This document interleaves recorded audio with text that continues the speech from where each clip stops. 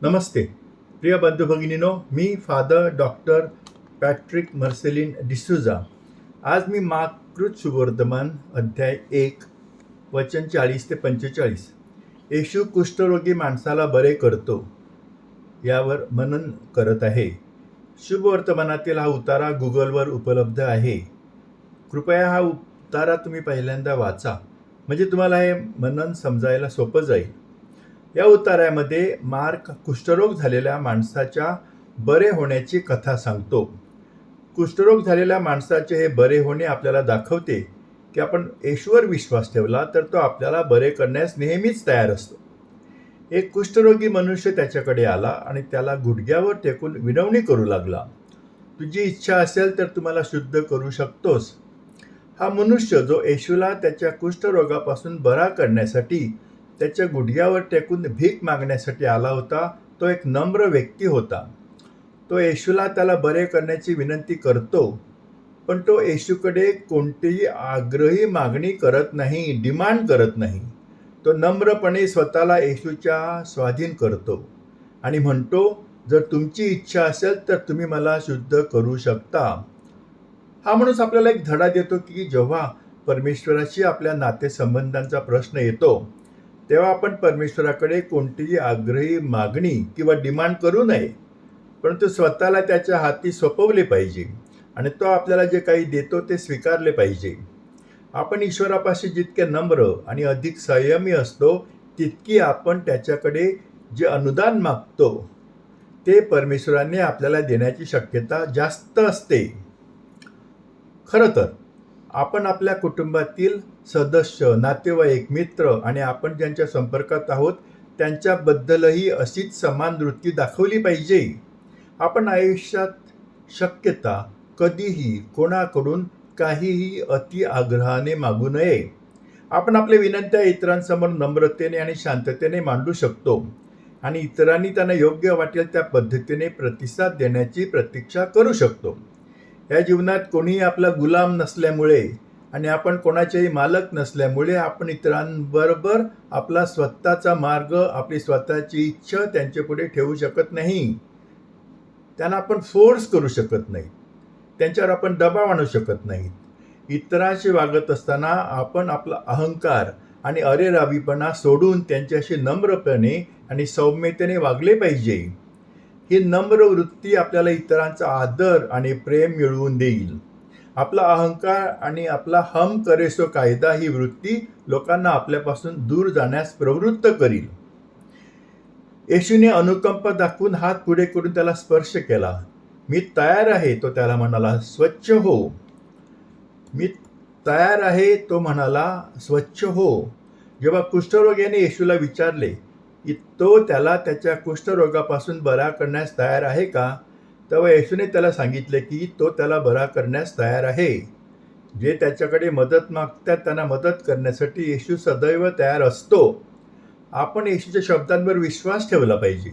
त्यांनी सांगितलेलं आहे, जे सर्व थकलेले आणि ओझ्याने दबलेले आहेत माझ्याकडे या आणि मी तुम्हाला विश्रांती देईन.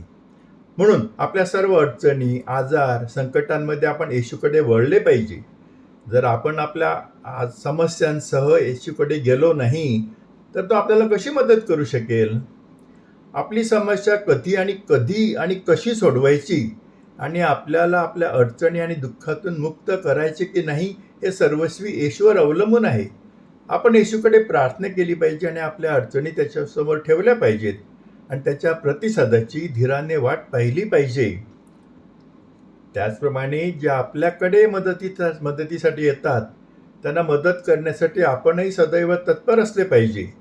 गरजूंना मदत करण्यासाठी आवश्यक असलेले सर्व काही आपण करू शकत नाही, परंतु आपण त्यांना मदत करण्याची तयारी दाखवू शकतो आणि आपल्यासाठी जे काही करता येईल ते करू शकतो.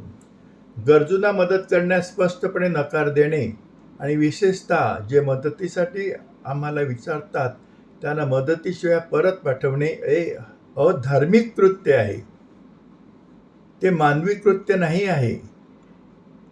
येशूला अनुकंप वाटली. लोकांच्या दुःखामध्ये त्यांना सहाय्य करण्याचे 3 मार्ग आहेत. प्रथम, आपल्याला ते पीडित व्यक्तीबद्दल सहानुभूती वाटू शकते. दुसरे म्हणजे त्या व्यक्तीबद्दल आपल्या मनात तदनुभूती म्हणजे एम्पथी असू शकते. केवळ सहानुभूतीपेक्षा म्हणजे सिंपथीपेक्षा तदनुभूती म्हणजे एम्पथी चांगली आहे. सहानुभूतीमध्ये आपल्याला दुःख सहन करणाऱ्या व्यक्तीच्या परिस्थितीबद्दल केवळ वाईट वाटते, तर तदनुभूतीमध्ये एम्पथीमध्ये आपण ज्या व्यक्तीला त्रास होतो त्याच्याबरोबर दुःख सहन करत असतो. ते दुःख भोगणाऱ्या माणसाचे दुःख आपण अशा प्रकारे अनुभवतो की जणू काही आपण स्वतःच त्या दुःखाच्या अनुभवातून जात आहोत.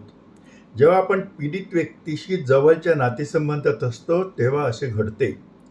तिसरे म्हणजे ज्या व्यक्तीला त्रास होतो त्याच्याबद्दल आपल्या मनामध्ये अनुकंपा असू शकते. अनुकंपा म्हणजे कंपॅशन. अनुकंपेमध्ये आपण ज्याला त्रास होतो त्याच्यासारखेच दुःख केवळ अनुभवत नाही, तर त्या व्यक्तीचे दुःख कमी करण्यासाठी आपल्याला काहीतरी करण्यास प्रवृत्त केले जाते. म्हणून दुःख सहन करणाऱ्या व्यक्तीच्या दुःखाला सामोरे जाण्याचा सर्वात चांगला मार्ग म्हणजे अनुकंपा होय. आणि येशूला ह्या कुष्ठरोग्याबद्दल अनुकंपा वाटली आणि म्हणून त्याने हात पुढे करून त्याला स्पर्श केला आणि त्याला शुद्ध केले. येशूने त्याला ताबडतोब ताकीद देऊन निरोप दिला, हे तू कोणाला सांगू नकोस. येशूने त्या माणसाला त्याने ह्या उपचाराबद्दल कोणालाही सांगू नये अशी सक्त ताकीद देऊन पाठवले. त्याच्या स्वर्गीय पित्याने त्याच्यावर सोपवलेले कार्य पूर्ण करण्यापूर्वी येशूला त्याची तो मशीहा ईश्वराचा पुत्र असल्याबद्दल प्रसिद्ध द्यायची नव्हती. त्याच्या स्वर्गीय पित्याने त्याला त्याच्या दुःख, मृत्यू आणि पुनरुत्थानाद्वारे मानवजातीचे तारण करण्यासाठी पाठवले होते. हे कार्य प्रथम पूर्ण व्हावे आणि ते कार्य पूर्ण होण्यापूर्वी लोकांकडून आपला गौरव होऊ नये अशी त्याची इच्छा होती. यावरून असे दिसून येते की येशूसाठी परमेश्वर पित्याचा गौरव त्याच्या स्वतःच्या गौरवापेक्षा अधिक महत्त्वाचा होता.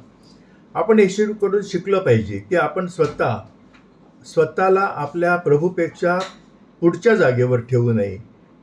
आपण आपल्या स्वतःला प्रभूपेक्षा जास्त महत्त्वाचं मानू नये, परंतु आपण चांगले कार्य करत असताना आणि लोकांची सेवा करत असताना देखील आपण नेहमी पार्श्वभूमीमध्ये बॅकग्राऊंडला राहणे आवश्यक आहे.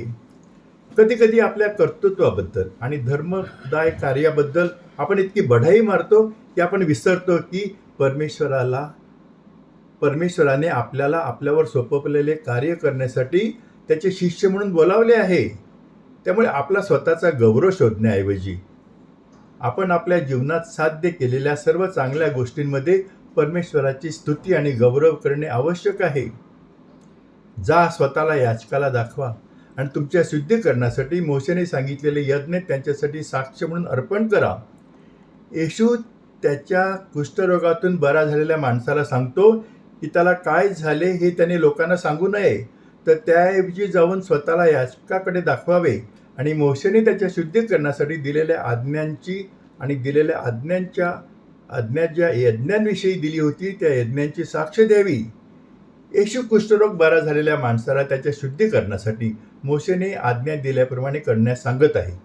यावरून असे दिसून येते की आपल्या जन्मापासून चर्चने आपल्याला जे काही शिकवले आहे त्याचे आपण पालन करावे आणि आपल्या धार्मिक उपासनेत आणि स्तुती व आभार प्रदर्शनात भाग घ्यावा अशी येशूची आपल्यासाठी इच्छा आहे. आपण ख्रिस्ती समाजाचे लोक आहोत. आपल्या ख्रिश्चन विश्वासाचा एक सामुदायिक पैलू आहे. ख्रिस्तामध्ये असलेल्या आपल्या बंधू भगिनीसोबत आपण समाजात आपला विश्वास एकत्र जगायला पाहिजे. हे खरे आहे की आपण येशूला आपला वैयक्तिक प्रभू आणि तारणहार म्हणून स्वीकारले पाहिजे, परंतु तरीही आपण स्वतःला आपल्या ख्रिस्ती बंधू आणि बहिणींपासून वेगळे करू शकत नाही आणि एकाकी जीवन जगू शकत नाही. आपल्याला आपल्या ख्रिश्चन समुदायासह आपला विश्वास व्यक्त करावा लागेल आणि परमेश्वराच्या राज्यात प्रवेश करण्याच्या आमच्या अंतिम गंतव्याकडे, अंतिम उद्दिष्टाकडे एकत्रितपणे पुढे जावे लागेल. त्या अर्थाने आपण सर्वजण आपल्या बांधवांचे रक्षक आहोत. We are our brother's keepers. त्याऐवजी तो बाहेर गेला आणि बातम्या पसरवत मोकळेपणाने बोलू लागला. परिणामी येशू ह्यापुढे उघडपणे गावात प्रवेश करू शकला नाही, तर बाहेर एकांत ठिकाणी राहिला. तरीही सर्व लोक त्याच्याकडे येत होते. कुष्ठरोगापासून शुद्ध झालेल्या माणसाने येशूचे म्हणणे ऐकले नाही, तर बाहेर जाऊन तो मोकळेपणाने बोलून लागला आणि त्याने सर्वत्र ही बातमी पसरवली. हा माणूस येशूची आज्ञा म्हणत होता का? तो डिसओबिडियंट होता का? त्या माणसाने येशूची आज्ञा मोडली होती असे गृहीत धरले जाऊ शकते, पण येशूने कधीही त्याच्यावर राग व्यक्त केला नाही किंवा त्याला फटकारले नाही. ते हेच दाखवते की येशूला या माणसाचा खरा हेतू समजला होता. या माणसाला त्याच्या बरे झाल्याबद्दल खूप आनंद झाला होता आणि त्याला बरे केल्याबद्दल तो येशूचा इतका कृतज्ञ होता की येशूने त्याला त्याच्या बरे करण्याबद्दल बोलू नका आणि सर्वत्र त्याचा प्रचार करू नका असा इशारा दिला होता, ते तो विसरला. यावरून असे दिसून येते की येशू त्या व्यक्तीचे अंतःकरण आणि हेतू पाहतो, केवळ त्याने केलेली कृत्य पाहत नाही आणि त्याचा योग्य तो न्याय करतो. आपण येशूकडून शिकले पाहिजे की आपण केवळ लोकांच्या बाह्य कृतींचे निरीक्षण करून लोकांचा न्याय करू नये, तर ते जे करत आहेत त्यामध्ये त्यांचा खरा हेतू शोधण्याचा प्रयत्न केला पाहिजे. आपण त्यांचं हृदय बघितलं पाहिजे. एकदा आपल्याला त्यांचा खरा हेतू कळला की आपण त्यांचा अयोग्य न्याय करणार नाही किंवा त्यांची निंदा करणार नाही, तर आपण त्यांची प्रशंसा करू आणि त्यांना बक्षीस देऊ. परिणामी येशू यापुढे गावात उघडपणे प्रवेश करू शकला नाही, परंतु बाहेर एकांत ठिकाणी राहिला. तरीही सर्वत्र लोक त्याच्याकडे येत होते. येशू यापुढे गावात उघडपणे प्रवेश करू शकला नाही, त्यामुळे तो बाहेर एकाकी राहिला. हे येशूचे शहाणपण दर्शविते. तो बुद्धीने परिपूर्ण असा व्यावहारिक मनुष्य होता. गर्दीमुळे त्याला गावात प्रवास करता येत नसल्यामुळे तो गावाबाहेरच राहिला. त्याने जबरदस्तीने गावात जाण्याचा प्रयत्न केला नाही. काही वेळेला आपण येशूने जे काही केले ना त्याच्या अगदी उलट करतो. आपण इतके अविचल आणि गर्विष्ठ आहोत की परिस्थिती नीट समजून घेण्याऐवजी आणि वास्तविकता स्वीकारण्याऐवजी आपण आपल्या मार्गाने करण्याचा प्रयत्न करतो आणि आपल्या मूर्खपणाने हट्टीपणामुळे खूप अडचणी आणि संकटामध्ये सापडतो. तरीही लोक सर्व ठिकाणाहून त्याच्याकडे आले. जरी येशूने प्रसिद्धी आणि गौरव यापासून दूर राहण्याचा प्रयत्न केला, तरीसुद्धा लोक सर्वत्र त्याच्याकडे आले. येशू आपल्याला हेच शिकवतो की आपण परमेश्वराने आपल्याला दिलेले कार्य लोकांकडून कोणत्याही प्रतिफळाची किंवा प्रशंसाची अपेक्षा न करता करणे आवश्यक आहे. आपण शांतपणे आणि नम्रतेने आपले चांगले कार्य करत राहिले पाहिजे. आपला स्वर्गीय पिता जो गुप्तपणे पाहतो, तो आपल्या प्रतिफळाची योग्य वेळ आल्यावर आपल्याला गुप्तपणे प्रतिफळ तो देईलच. आणि लोकांनीच आपल्या चांगल्या कामांची स्तुती केली पाहिजे. आपण आपल्या चांगल्या कामाची बढाई भरू नये, आपलाच धूळ आपण पिटू नये. पण सर्वात महत्त्वाचे म्हणजे कोणत्याही बक्षिसाची किंवा स्तुतीची इच्छा न ठेवता परमेश्वर आपल्याकडून ज्या कार्याची अपेक्षा करतो ते कार्य आपण केले पाहिजे. हे येशूच्या खऱ्या शिष्याचे वैशिष्ट्य आहे, जे आपण सर्वांनी आपल्या जीवनात आणण्याची आकांक्षा बाळगायला पाहिजे. येशूने त्याला त्याच्या कुष्ठरोगातून बऱ्या होण्याची बातमी त्याने कुणाला सांगू नये असे सांगितले असताना देखील त्याच्या कुष्ठरोगातून बरे झाल्याची बातमी पसरवून तो उत्साही कुष्ठरोगी आपल्याला येशूबद्दलची माहिती आणि मानवजातीच्या तारणाचे कार्य आणि त्याची शिकवण सर्वत्र आणि आपल्या संपर्कातील सर्व लोकांपर्यंत पोहोचवण्यासाठी प्रेरित करत आहे. हे जगातून निघताना येशूने देखील आपल्या शिष्यांना हीच आज्ञा दिली आहे, जा आणि जगातील प्रत्येकाला सुवार्ता सांगा. येशूचे खरे शिष्य आणि जे येशूवर प्रेम करतात आणि त्याच्या शिकवणीचे अनुसरण करतात त्यांनी ही आज्ञा पाळणे आवश्यक आहे. प्रिय बंधू भगिनींनो, तुम्ही माझे चिंतन अगदी शांतपणे आणि प्रेमाने ऐकून घेतले त्याबद्दल आभारी. कृपया हे मनन तुमच्या सर्व नातेवाईकांना, मित्रांना, कुटुंबियांना, तुमच्या सर्व कॉन्टॅक्ट्सना पाठवा की जेणेकरून त्यांचाही फायदा होईल. आणि तुम्हाला ह्या माझ्या मननाविषयी काही टिप्पण्या करायच्या असतील किंवा काही सूचना करायच्या असतील तर कृपया मला माझ्या व्हॉट्सअप क्रमांक 7030044793 वर या व्हॉट्सअप क्रमांकावर मोकळ्या मनाने लिहा. यूट्यूबवर माझं एक चॅनल आहे, त्या चॅनलचं नाव आहे फादर डॉक्टर पॅट्रिक डिसूजा. या चॅनलवर मी वारंवार मानसोध्यात्मिक म्हणजे सायको स्पिरिच्युअल विषय असलेले व्हिडिओ पाठवत असतो. आपल्याला व आपल्या प्रियजनांना त्याचा खूप लाभ होऊ शकेल. माझ्या यूट्यूबला कृपया सबस्क्राईब करा, म्हणजे पुरस्कृत करा आणि तुमच्या कुटुंबियांना आणि इतरांना पण माझ्या यूट्यूब चॅनलला सबस्क्राईब करायला, पुरस्कृत करायला सांगा. मी तुमच्यासाठी प्रार्थना करतो. हे प्रभू परमेश्वरा, या सर्व लोकांना तुझा आशीर्वाद दे. त्यांच्या इच्छा, आकांक्षा, स्वप्न तुझ्या इच्छेप्रमाणे पूर्ण कर. ही प्रार्थना मी तुझ्याकडे मोठ्या विश्वासाने करतो. आभारी.